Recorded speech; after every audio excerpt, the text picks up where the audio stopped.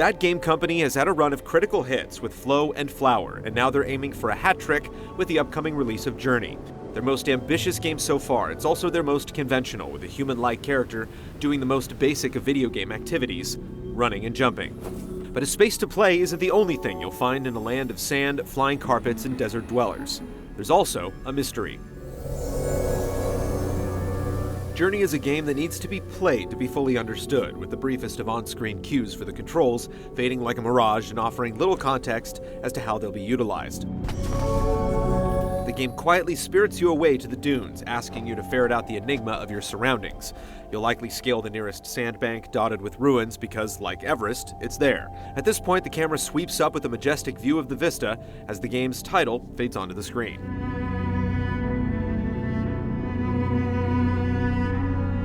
Geometric shapes twinkle in the distance, begging to be explored, so you tumble down the dunes, surfing the sand.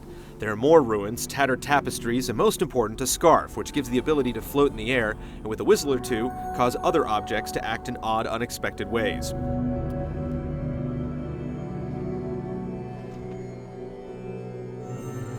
Part of the enjoyment is in both figuring out the story embedded in the relics and trying to define the undefined in the gameplay.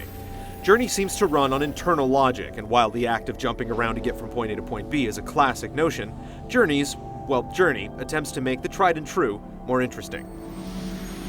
Your scarf and whistle can interact with your surroundings, sending hundreds of pages fluttering into the air, for example.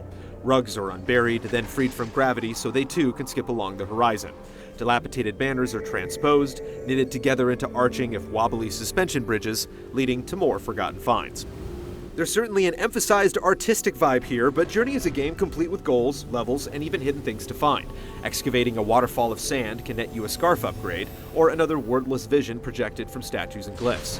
The secrets of the sands seem to be plentiful, and we've glimpsed dark caverns later on in the game, allowing for even more locations.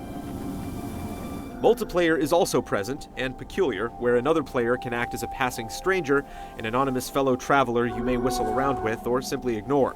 There's no voice chat, no PSN ID floating over their cloaked head, just a nameless vagabond dawdling around in your sandbox. Of course, you're playing the same role in their world, creating an interesting situation where you're both the host and the guest. What other mysteries does Journey harbor? Check back for our full review mid-March to see what we can discover and uncover about this intriguing project.